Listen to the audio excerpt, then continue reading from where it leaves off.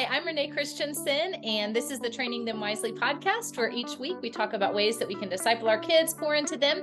And I'm very excited about today's guest. It is Kendra Joyner. She has been a children's minister for 18 years. She is an amazing one. She has such a heart for children, and I just love being around her and knowing her. She loves to travel. She loves to laugh. When the two of us get together, we laugh a lot.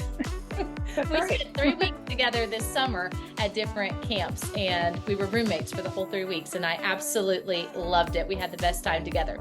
So, Kendra, welcome. I am so glad that you are here today. You were my very first podcast person that I ever interviewed.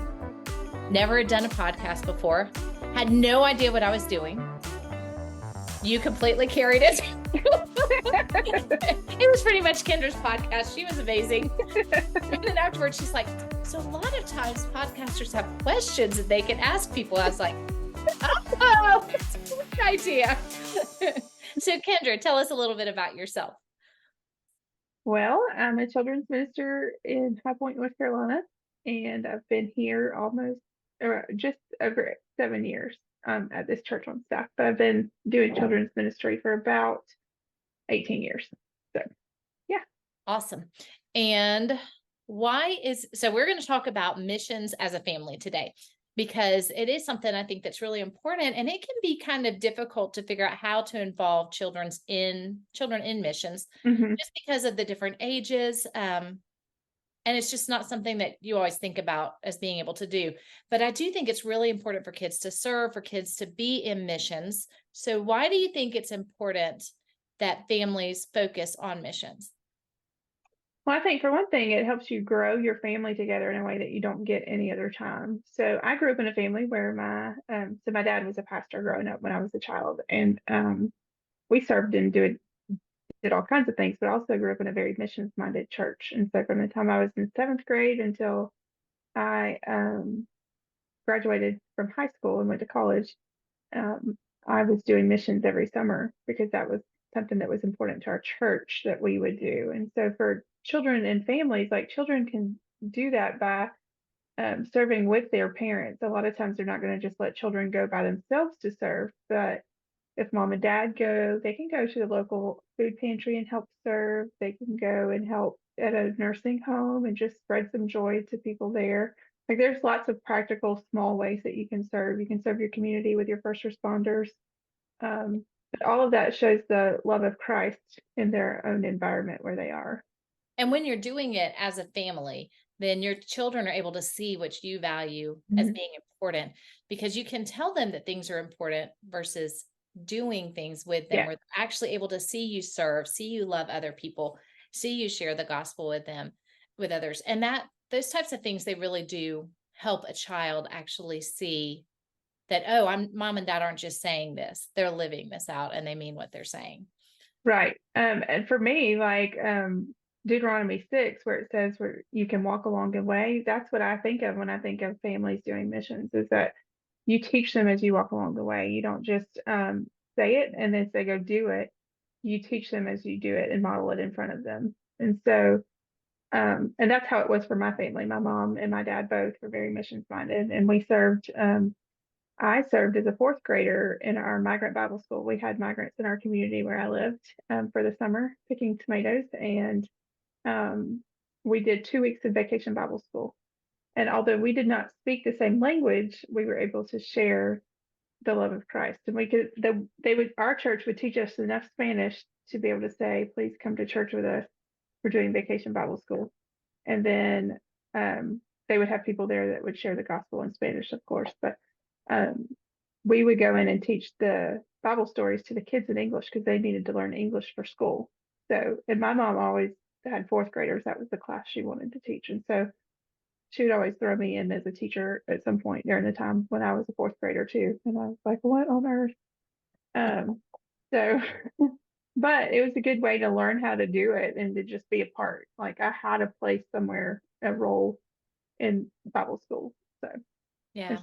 And I love that passage of scripture that you mentioned. I actually just wrote a blog post on it a couple of days ago that came out.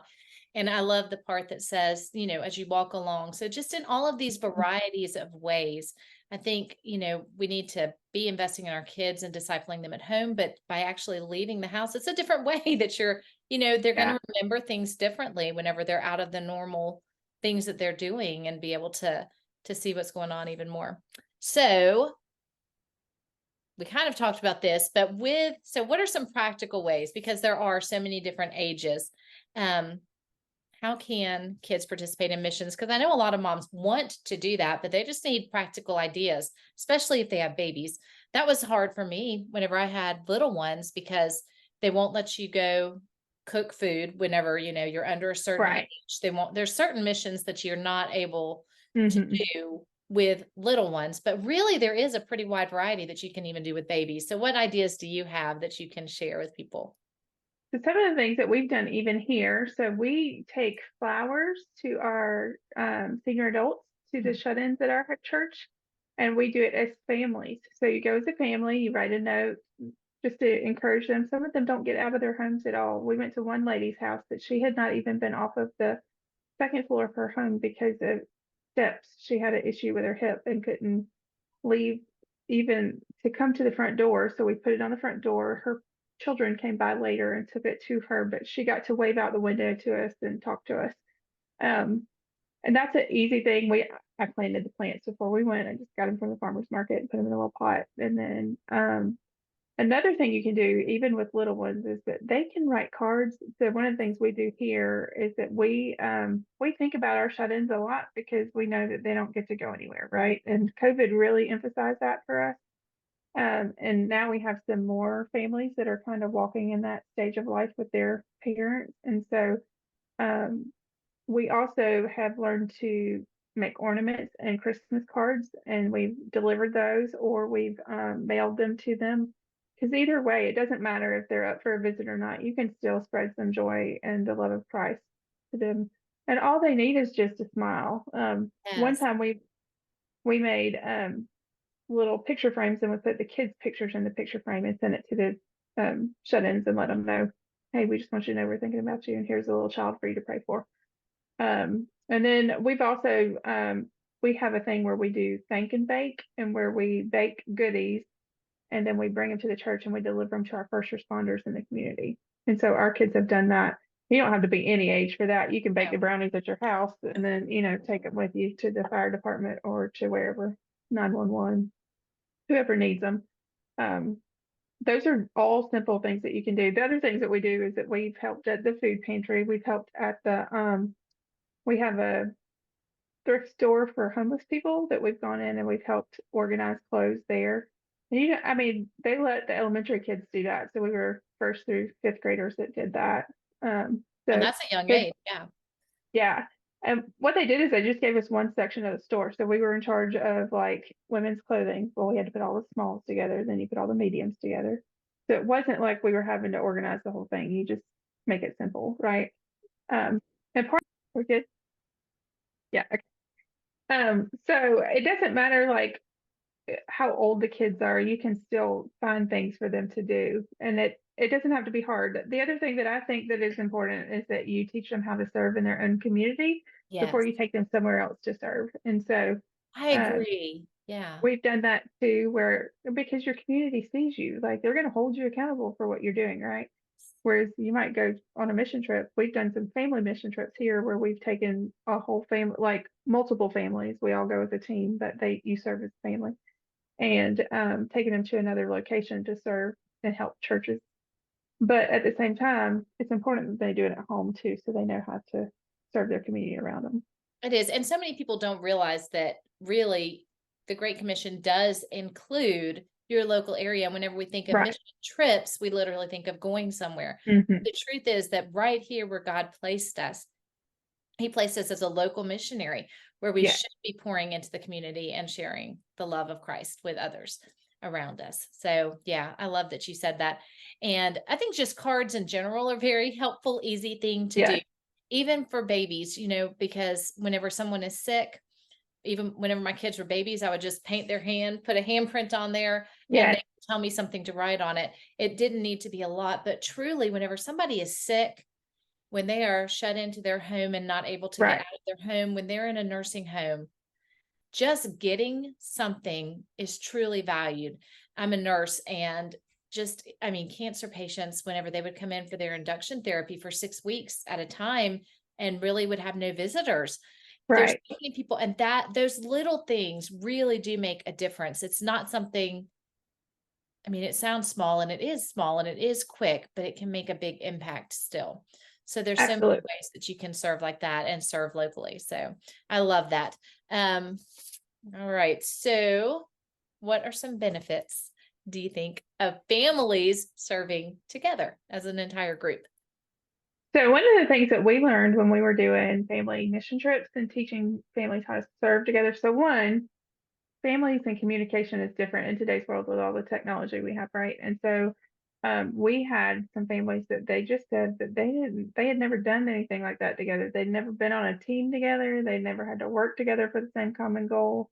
Like they were all busy at home doing other things. And so when they serve together, like you get to really see your family in a different light that way, right? And then you're all there for a common goal of the gospel. So it really is to share the gospel and do it to all nations. It doesn't matter if those nations are here in front of you or if it's somewhere else. Um, and so for us, we got to see families that had never had a common goal to serve together, and then learn how to like flip it on the fly when the what we had planned before we got there is probably not what the Lord needed us to do. And we had to change it, right? And so then you get to learn, okay, well, how are their personalities going to work? The other thing is that they got to see gifts in their kids that they probably would have never experienced at home, right? Because mom and dad kind of run the household at home, but when you're out serving and hey, we need 3 people to serve the dinner today and we need 5, to interact with families, what are you going to choose? And so they get to see those different gifts that maybe their kids have that they've not seen before in action. I know for us growing up, my brother, I have 3 brothers, but my brother that is in the middle with me, he was the dishwasher on all of our mission trips, like loved to wash the dishes. Now at home, he never did that. He never washed the dishes. He didn't like to do that. But for us growing up, and that's what all of the adults would say when we got back was, oh my gosh, I never knew that he could wash dishes. Like he was such a servant, had a servant heart for those around him. And mom was like, what? So, but learning to see those gifts and using them and putting them in practice is a good opportunity when you're serving together as a family. Yeah. And I'd love to actually work together as a family, even at home. I remember Yeah. whenever I was growing up, because my dad, so he was a pastor first at a mega church, then at a smaller church that was growing. And then he planted a church, and we had, Mhm. no money at all. And so we did everything, like we would grow our own food, we would do the house projects together. But I grew up loving working in a group as a result of that. And there Right. is something really special about whenever you have a common purpose and you are working towards it. And you're right, because then you can see kids. I loved serving at kids club, where I was Yeah. able to watch my children interact. Some of them were just, they were younger, so they were there for the lesson and were in with the Hmm. other kids. But seeing my second eldest and her desire to be able to tutor and teach, Yep. it's just, it's interesting to be able to see what God can grow out of that. And again, to see those parents and children being, you're being an example to each other as you're going through and you're serving others, because it puts you in a different place whenever you're actually serving and showing love and living out the Great Commission together. Absolutely. I also think too, so don't discount it when your kids come and they participate with other kids when you're doing something like Kids Club, Yeah, because I think what that does is it models for the other kids what it the does. behavior should be if they Yes. don't know how to behave, right? And so I think that's important too. Like I think it not was only are so they important. Yes. they were able to share, this is how we behave, this is the expectation, not this is what so let's continue in the chaos. Yes, So exactly. Very much so. Very much so. So any age in that way is helpful. yeah. Um, so how can we as families make sure that we are being intentional to concentrate on missions in some way? Well, I think you have to give up some time to do that, which is a big thing in families today, is that families can be busy. And so what are the things that are important to you? If you are intentionally trying to find time, then maybe you set one weekend out of the month for let's serve together as a family. this weekend of the month. It doesn't matter what else is going on. This is what we're going to do.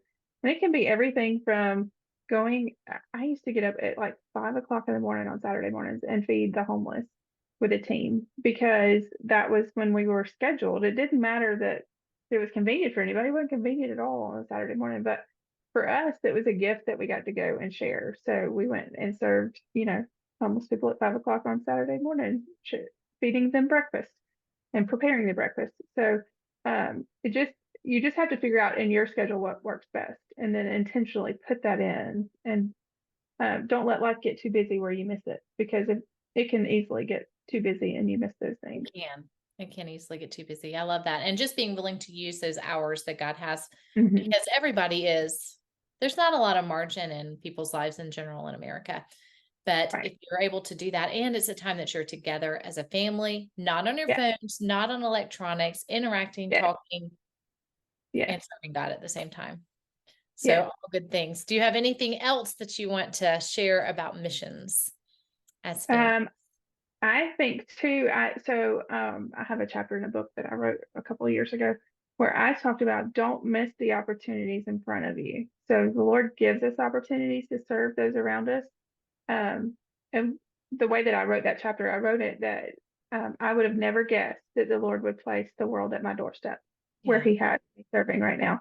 And so I have gotten to interact with people of other cultures and other languages and other educational levels that I would have never guessed would be where I am, right? I would have always thought that maybe I should go to them in other areas of the world, but they're right here in front of me and I get to interact with them. So don't miss those opportunities the Lord plants right in front of you. And it could be a child or a family that your kid is in school with, like interact with that family and be able to share the gospel with them, because that might be something that they need. And it might be anything from being invited to a birthday party to going and doing a fun family, craft fair or, festival weekend or whatever, and just showing the love of Christ to that family. So don't miss it. Taking the time for people that have moved to this country to have a relationship with them, because they do need that relationship. And that is one thing that I have found. I can't believe how many hundreds of people we've been able to share the gospel with through meeting people right here in America in other countries. And it's just, it's something that we can just walk by and not even realize that that opportunity is there unless you do think about it. But in pretty much I haven't lived that many places in America, but in the places that my daughter lives and the places I've lived and here, there's a really high concentration of people from other nations that are in America. And to not let one of my best friends does not speak English as her first language. And if I had not been willing to get over the broken English to have that relationship with her, where so many people, I've watched them discredit her or not pay attention to her just because of her broken English. But the fact is that she's amazing, and being used by God so much. But just to take that time to be patient whenever they don't know that much English, and you can help them learn English. There's so many ways that you're able to help these people, and the amount of appreciation that some of them have. Like, it's been so good for my children to see how excited one of David's friends got a blanket for the first time. He'd been sleeping on the floor, and whenever he got a blanket, and he was just so excited. And David was like, wow, I can't believe that here I am in my bed with 5 blankets, 10 if I want. We've got blankets. And he's so excited that he has one blanket. For my children just to be right here still in North Carolina. Yet be able to have a view of what poverty does look like other places because of where they're able to tell them what's happened. It's a great influence on them as well. I feel like for them to know more, not as much as if they were to travel to that country, but I'm very thankful for what they're able to see with it as well. And to see the difference that you can make in a family's life and how that family can impact other families in that community that speak their language and other families from where they are. Yeah, that's great. Anything else, Kendra? I think that's all. All right. So that was great. I appreciate it. So now I always ask everybody, what's your favorite Bible verse right now? Because I know everybody's can have a lot of favorite Bible verses. But right now, what's your favorite Bible verse and why? So my favorite passage is not really a verse, but a passage. That's me too. Mine's 1 Corinthians 13 usually. So, hey. Mine is Ephesians 3, 14 through 21. I'm going to just read it to you. So it says, "For this reason I bow my knees before the Father, from whom every family in heaven and on earth is named, that according to the riches of his glory he may grant you to be strengthened with power through his Spirit in your inner being, so that Christ might dwell in your hearts through faith, that you, being rooted and grounded in love, may have strength to comprehend with all the saints what is the breadth and length and height and depth, and to know the love of Christ that surpasses knowledge, that you may be filled with all the fullness of God. Now to him who is able to do far more abundantly than all we ask or think, according to the power at work within us, to him be the glory in the church and in Christ Jesus throughout all generations, forever and ever."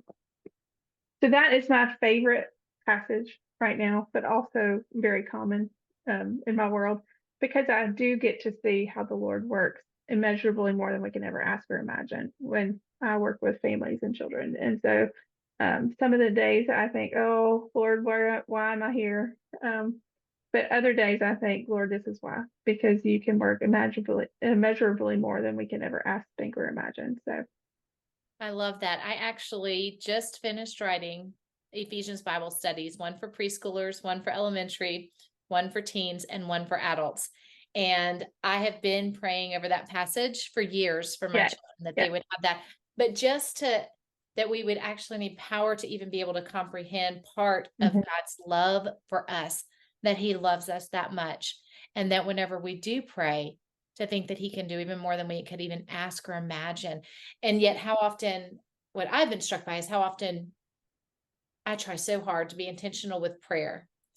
But do we realize just how amazing it is that we're able to approach the Father and be able to pray to him? I also just finished writing, I don't know that you know this one, a Bible study on prayer for kids. And part of it is I walk Awesome. through how you go through the tabernacle, Yes. how it was only the priest that could actually approach Yes. Yes. Holy of Holies, and once a year.